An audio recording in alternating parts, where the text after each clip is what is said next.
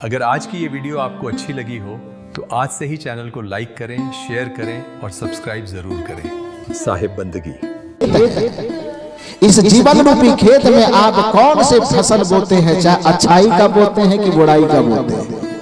इस जीवन रूपी खेत में आप पाप के बीज बोते हैं कि पुण्य के बीज बोते हैं। छुपाने की तो आप 1 लाख कोशिश करेंगे, करता भी है आदमी। चोर भी यह दिखाने की कोशिश करता है कि हम साधु हैं। बेईमान भी दुनिया को यह दिखाने की कोशिश करता है कि हम इंसान हैं। दुराचारी भी दुनिया से छिपा करके यह दुनिया को दिखाना चाहता है कि हम सदाचारी हैं। पापात्मा भी छिपा करके कोशिश करता है कि हम महात्मा हैं। लेकिन जब समय आता है तो उसको प्रकट होने से कोई रोक नहीं सकता है। समय आने पर जो भीतर का चीज है वह प्रकट होता है। यही कारण है कि रावण बाहर से, भीतर से राक्षस था, भीतर से दुराचारी था, लेकिन बाहर से दुनिया को साधु दिखने की वह कोशिश कर रहा था दुराचारी, सदाचारी बनने की, दुनिया के सामने सदाचार का रूपरेखा प्रस्तुत करना चाहता था तो पाप का बीज, लेकिन दुनिया को पुण्यात्मा धर्मात्मा दिखना चाहता था। परिणाम क्या हुआ? गोस्वामी तुलसीदास जी कहते हैं रामचरितमानस में, ओ घर ही अंतना हो ही बाहु कालने में जिमि रावण राहु। उगरही अंत न हो ही निबाहु काल में जिमि रावण राहु। रावण भीतर से कुछ और है, भीतर में बीज किसी और चीज का है। छिपा करके दुनिया को दिखाना कुछ और चाह रहा है। तो रावण का वो जो साधु वाला चेहरा था कितना देर टिका? राहु है तो असुर, लेकिन देवताओं की पंक्ति में बैठ करके वह अपने आप को देवता साबित करना चाह रहा है। तो उसका देवतापना कितना देर तक टिका? काल में भी जिस समय हनुमान जी संजीवन बूटी लाने के लिए जा रहे थे, रावण ने एक जालसाजी रची कि इतना बजे तक में ही लौट करके हनुमान को आना है। तो हनुमान को रोक नहीं सकते हो तो कम से कम उसके समय को बर्बाद तो किया जा सकता है। तो उसको धोखा देने के लिए कुटिया बना करके साधु बन करके रहो। हनुमान जी गए, उसके कुटिया के आसपास पहुंचे तो कहा जाता है कि हनुमान जी को बड़ी जोर की प्यास लग गई। तो प्यास से जब छटपटाने लगे तो उस प्यास के कारण इधर उधर निहारने लगा कि कहीं कोई पानी की व्यवस्था हो जाए। तो देखा कि एक कुटिया है, एक साधु बैठ करके राम राम राम राम का माला जप रहा है। वो साधु नहीं था, वो कालनेमी था, रावण का गुप्तचर। वो हनुमान जी का टाइम बिगाड़ने के लिए, टाइम को खत्म करने के लिए ही वो बैठा था कि कम से कम इसको लड़ करके रोक नहीं सकते हैं। तो छलावा से यदि इसका समय बर्बाद कर देंगे तो जितना नियत समय में इसको लौटना चाहिए वो लौट के जाएगा नहीं। तो लक्ष्मण मर जाएगा, आधा युद्ध समझो जीत लेंगे। लक्ष्मण मर गया तो राम तो एकदम रोते रोते मर जाएगा, उसको मारने की जरूरत क्या है? यही फिराक में कालने में बैठ करके राम राम राम राम करने लगा। हनुमान जी गए, देखा साधु का वेश, तो साधु के वेश ऊपर से साधु, भीतर से क्या है तो तुरंत पहचान में आएगा नहीं। देखा, पूछा आप कौन है? तो बड़ा कोई धर्मात्मा का नाम बताया। कहे महाराज बड़ी जोर की प्यास लगी है, पानी की व्यवस्था हो सकती है? कालनेमी ने कहा कि हाँ पानी की व्यवस्था क्यों नहीं होगी, जाइए बगल में पोखर है। और पोखर में माया से एक मगरमच्छ बना करके भी रखा था। व्यवस्था यह थी कि हनुमान जाए वहां पानी पीते पीते यदि मगरमच्छ ही उसका काम तमाम कर दे तो फिर हमको लड़ने की जरूरत नहीं पड़ेगी। अब मगरमच्छ से यदि बचेगा तो हम तब तो यहाँ है।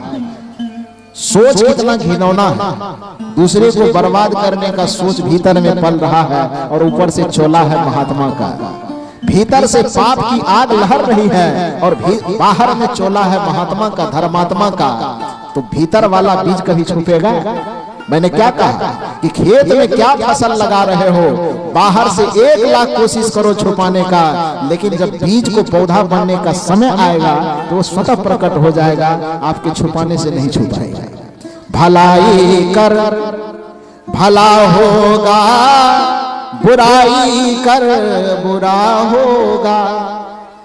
कोई देखे या ना देखे खुदा तो देखता होगा भलाई कर, भला होगा बुराई कर बुरा होगा।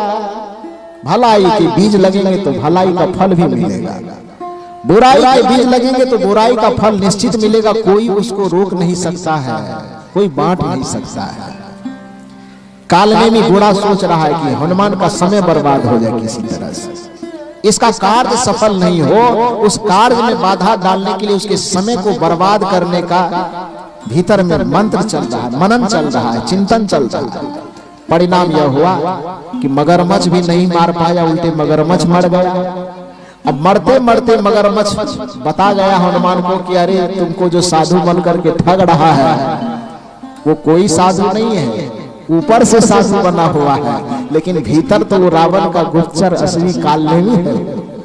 हनुमान जी गए, हनुमान जी एकदम भीतर से तो गदगद है, अब तो हम रहस्य जान ही गए। कालनेमी भी गदगद है कि अब तो हमारे जाल में फंस ही गया। हनुमान से कहा कि हनुमान अब तुम आ ही गए हो, हम भी अपना आश्रम कुटिया चलाने के लिए कोई बढ़िया चेला ढूंढ रहे थे। राम की भक्ति हम भी करते हैं, राम की भक्ति तुम भी करते हो, तो तुमसे अच्छा वारिस हमको कौन मिलेगा? हमारे आश्रम को संभालने वाला तुमसे बढ़िया कौन मिलेगा? दीक्षा ले लो हमसे, राम का भजन हम कर रहे हैं, और जो काम करने जा रहे हो जाके काम करके लौट आना, और फिर हमारा आश्रम संभालना। मुख्य उद्देश्य था समय को बर्बाद करना। परिणाम क्या हुआ?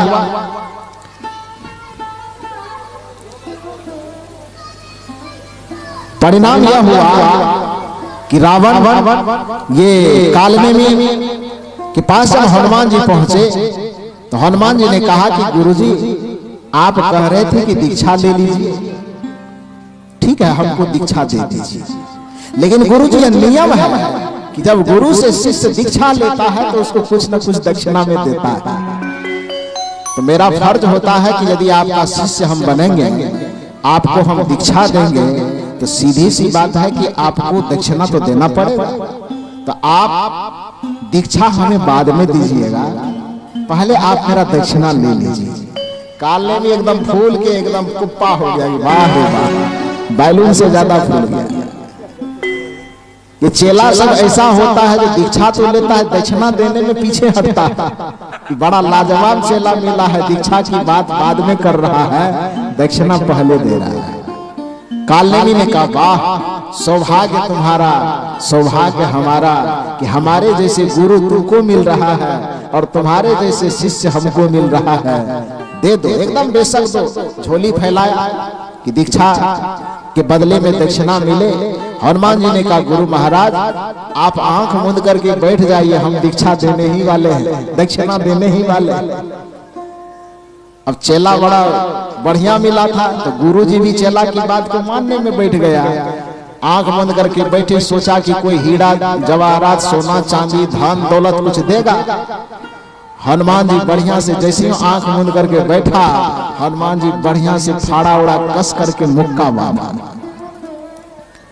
एक बार कालनेमी के मस्तक पर इतना जोर से मुक्का मारा कि एक ही बार में बस सब काम तमाम हो गया। वृंदावन बिहारी लाल की सारा काम तमाम कर दिया। तो कालनेमी बाहर से साधु पुण्यात्मा का वेश है, भीतर में असुरी वृत्ति है। तो भीतर का बीज कितना देर छिपेगा? फसल लगाया गया है गेहूं का और चिल्ला चिल्ला करके हम कह रहे हैं कि हमने धान का फसल लगाया है, यह बात कितना देर तक छिपेगी? करे बुराई सुख चाहे कैसे पावे कोई, रोपे पेड़ बबूल का तो आम कहां से हो, यह कभी संभव नहीं हुआ क्या? गोस्वामी जी कहते ओघा रही अंतना हो ही निबाहु, कालनेमी जिमि रावण राहु। वास्तव में तुम्हारे चरित्र का जैसा चेहरा है, तुम्हारे कर्म का जैसा चेहरा है, तुम्हारे विचार का जैसा चेहरा है, देर सवेर वो विचार का असली चेहरा प्रकट होगा, देर सवेर उस कर्म का वास्तविक चेहरा प्रकट होगा, देर सवेर उस चरित्र का वास्तविक चेहरा प्रकट होगा। और वही हुआ। कहा जाता है कि एक बार किसी गांव में रामलीला का आयोजन किया गया। रामलीला समझते हैं ना, राम जी के संबंध में जो नाटक दिखाया जाता है उसको रामलीला कहा जाता है। एक गांव में रामलीला का आयोजन हुआ। उस रामलीला में टिकट दे करके रामलीला दिखाया जा रहा था।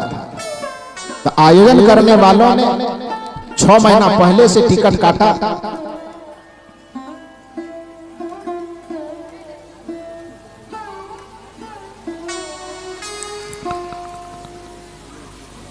बोलिए सदगुरुदेव की। तो टिकट बुकिंग करके रामलीला का आयोजन किया था। टिकट लेता था, टिकट 1 महीना पहले से काट रहे थे लोग। 1 महीना पहले टिकट ले लेकर के लोग अपना सीट व्यवस्थित करवाए। रामलीला दिखाई जा रही थी, बड़ी अच्छी व्यवस्था भी थी, बड़ा अच्छा नाटक खेला जा रहा था। नाटक खेलते खेलते खेलते खेलते जब 25 दिन लगभग बीत गया तो कथा चलते चलते यहां तक पहुंच गई कि रावण के वाटिका में हनुमान जी पहुंच गए थे और हनुमान जी के वाटिका में तोड़ फोड़ करके अक्षय कुमार का वध तक कर दिए थे। कहानी यहां तक पहुंच गई थी। अब मेघनाद हनुमान को पकड़ करके रावण के सभा में उपस्थित करते। रावण और हनुमान का आमना सामना पहली बार होता। संवाद यह था कि रावण पूछते कि तुम कौन हो, क्या करते हो। यह संवाद होना था 26वां दिन। 25वां दिन तक तो रोल जो हनुमान का उसमें नाटक कर रहा था उस बेचारे ने किया, लेकिन 26वां दिन जो हनुमान जी था ना उसको बेचारे को मलेरिया धर लिया, बुखार लग गया किसी तरह से, थरथरी वाला, मच्छर उच्छर काट लिया होगा। अब ये हनुमान जी को नहीं, नाटक में जो हनुमान जी था उसकी बात नहीं कर रहा, उसको काट लिया मच्छर उच्छर तो मलेरिया की शिकायत हो गई। अब इतना तेज बुखार है, इतने जोर से ठंडी लग रही तो नाटक कैसे करे, बड़ी मुश्किल है। तो नाटक कर नहीं सकता, बुखार है, लेकिन लोगों से 1 महीना का एडवांस टिकट लिया गया है।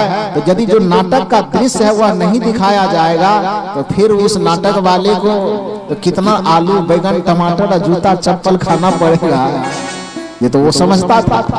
तो उसने सोचा कि बड़ा मुश्किल हो गया है, चलो भाई क्या है, तो एक ही पात्र घट रहा है, जो हनुमान जी को बुखार लग गया है तो किसी दूसरे हनुमान की खोज की जाए।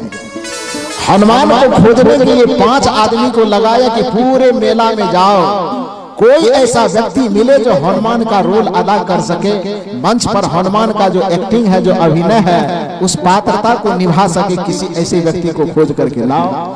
तो हनुमान खोजने जाएगा तो कोई केला के पत्ता वाला आदमी तो चलेगा नहीं, थोड़ा मोटा तगड़ा होना चाहिए, क्योंकि हनुमान वही बन सकता है जिसके लिए हनुमान जी का जो चरित्र चित्रण है, हनुमान जी के विषय में क्या कहा जाता है, ज्ञान बुद्धि के रूप कहें तो जय हनुमान ज्ञान गुण सागर, जय कपीस तिहुँ लोक उजागर। वो बुद्धि में भी थोड़ा तेज तर्रार होना चाहिए और बल से राम दूत अतुलित बल धामा, इतना बल हो कि थोड़ा देखने से भी लगे कि हाँ यह हनुमान। तो हनुमान का अभिनय वही कर सकता है जो बुद्धि में भी थोड़ा तेज तर्रार हो और शक्ति में भी थोड़ा सा ताकतवर दिखे। तो ऐसे व्यक्ति की खोज शुरू हुई, पूरे मेला में ढूंढा गया। अकल से कोई व्यक्ति थोड़ा सा तेज तर्रार हनुमान की तरह मिलता था तो शकल में कट रहा था, और यदि शकल से कोई थोड़ा मोटा सोटा मिल रहा था तो अकल से कट रहा था। ना अकल मिले तो शकल नहीं है, शकल मिले तो अकल नहीं, बड़ी मुसीबत आ गई आयोजन समिति के लोगों को। खोजते खोजते पूरे मेला में थक गया, कहीं नहीं मिला। अंत में वह लौट करके सब लोग आ रहा था। अब क्या करें, जूता चप्पल खाना पड़ेगा। संजोग से सब खोजते खोजते जब नाटक कंपनी के गेट पर खड़ा हुआ तो देखा कि एक तो हलवाई जिलेबी छान रहा है। सबकी नजर अचानक उसके ऊपर गई।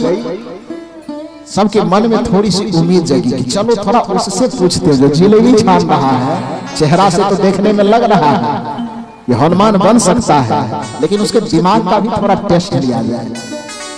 5 आदमी चले गए उस हलवाई की दुकान पर, नाम पूछा, ग्राम पूछा, पता पूछा, सब चीज पूछने के बाद कुछ बौद्धिक टेस्ट लिया।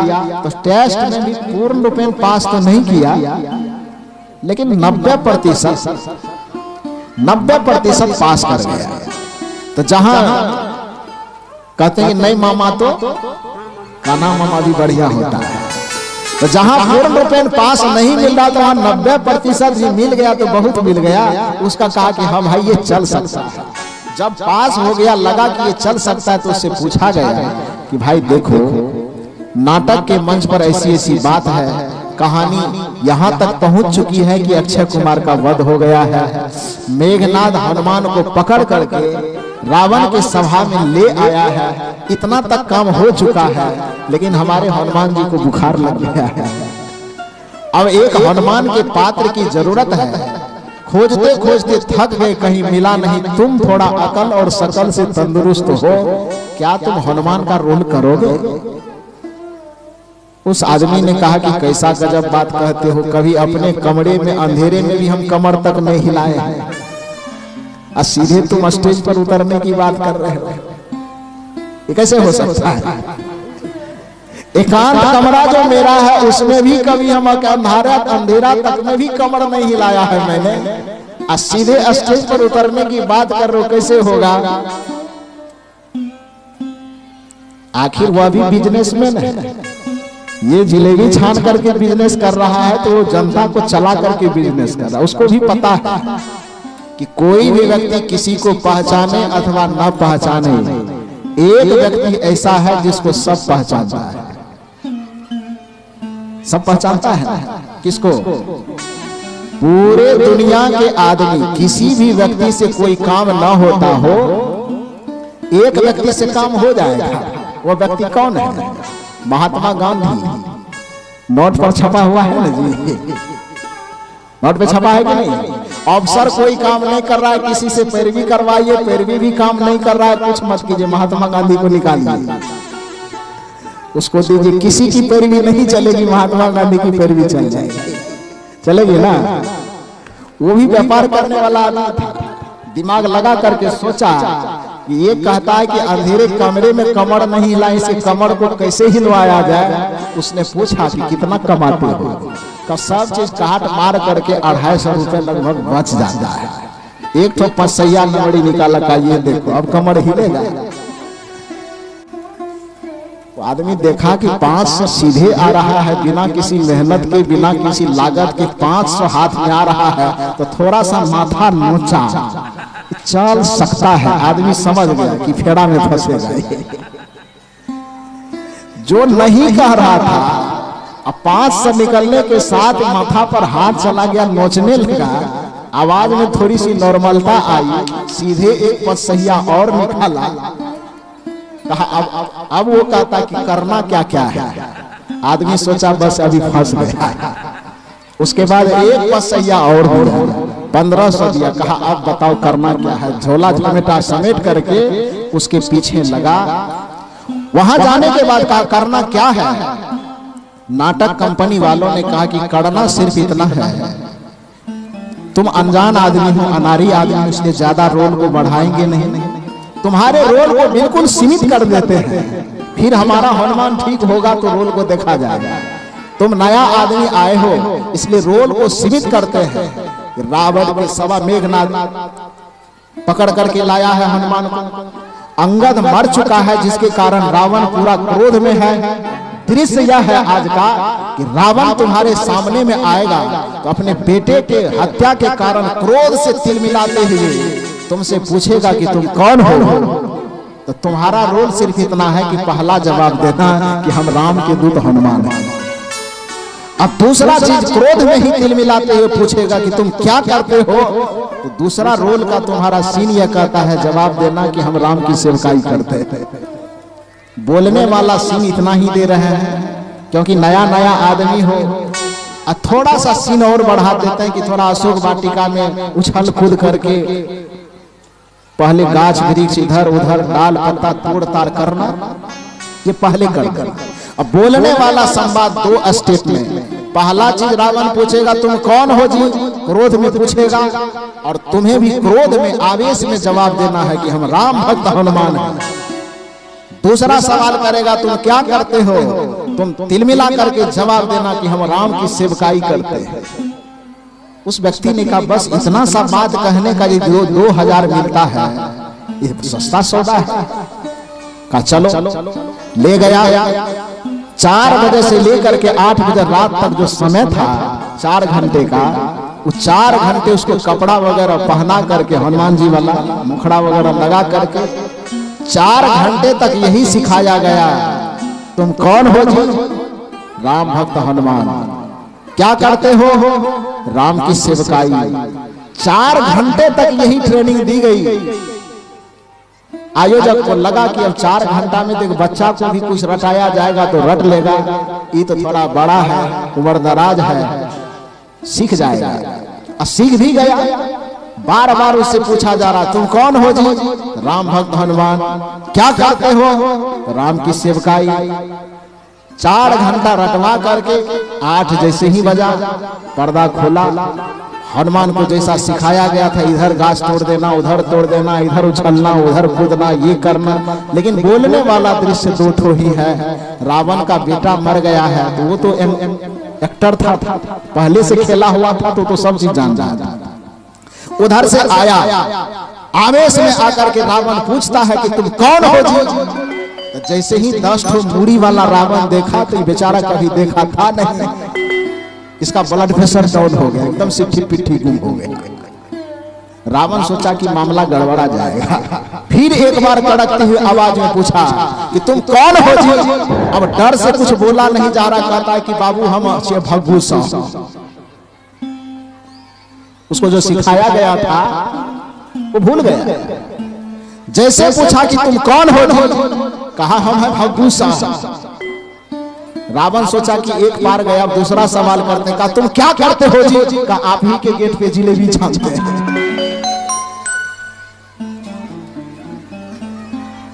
आपका जो गेट है ना, नाटक कंपनी वाला, उसी गेट पे बैठ करके जिलेबी छानते हैं। 4 घंटा से सिखाया, वो कहां चला गया? वही कार्य आपके साथ होगा। अपने कर्म को, अपने चरित्र को, अपने असली विचार और चिंतन को जितना भी छिपाने का प्रयास करो, होगा क्या? बुलाएगा मालिक तो जाना पड़ेगा, आखिर ये सर तुमको झुकाना पड़ेगा। बुलाएगा मालिक तो जाना पड़ेगा, आखिर ये सर तुमको झुकाना पड़ेगा। वहां ना चलेगा, वहां ना चलेगा, बहाना किसी का नहीं चाहिए, दिल दुखाना किसी का। सदा ना रहा है, सदा ना रहेगा, जमाना किसी का नहीं चाहिए, दिल दुखाना किसी का नहीं चाहिए, दिल दुखाना किसी का। 4 घंटा से वह राम का दूत बनने का प्रयास कर रहा था, लेकिन वह भीतर उसका क्या था? हलवाई था। संस्कार भीतर में हलवाई वाला का था। 4 घंटे के लिए वो हनुमान बनना चाहता था, कैसे बनेगा? सज्जनों में कह रहा था, या मेरे प्रवचन का प्रमुख विषय आज का संदर्भ यह था कि बंदे कर ले आप निवेरा, आप जियत लखो आप ठौर करो नुए कहां घर तेरा। एक पंक्ति पर मैंने थोड़ा सा चिंतन किया कि ए बंदे, तुम अपने आप का निवेरा करो। निवेरा क्या कर लो?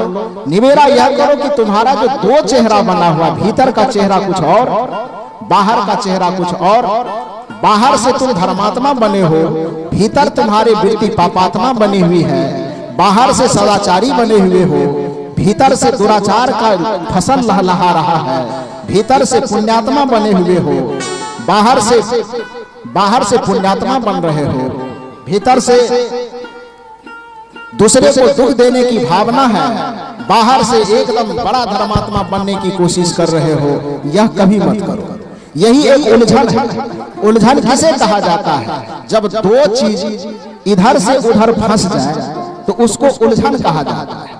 आपका ही जीवन बाहर और भीतर दो रूप होने के कारण कभी भीतर वाला रूप बाहर आ जाता है, कभी बाहर वाला रूप भीतर चला जाता है। तो एक दूसरे से वो बाहर और भीतर का जो दो चेहरा है, वो दो चेहरे आपस में इस प्रकार से उलझे पड़े हुए हैं, जिसके कारण आपका जीवन दुखी है, जिसके कारण आपका जीवन परेशान है, जिसके कारण आपका जीवन असंतुष्ट है। यदि इस असंतुष्टि से सदा के लिए मुक्ति पाना चाहते हैं तो आप गुरु के शरण में आकर के देखिए। गुरु ही एक ऐसा जगह है, गुरु सत्ता ही एक ऐसी जगह है जहां पर हमारे उलझनों को सुलझाया जाता है, जहां हमारे मनोवृत्ति को संवारा जाता है, जहां हमारे पाप को धोया जाता है, जहां हमारे दुराचरणों का प्रशमन किया जाता है, जहां हमारे मलिनताओं को धोया जाता है। गुरु के अलावा, सदगुरु संतों के अलावा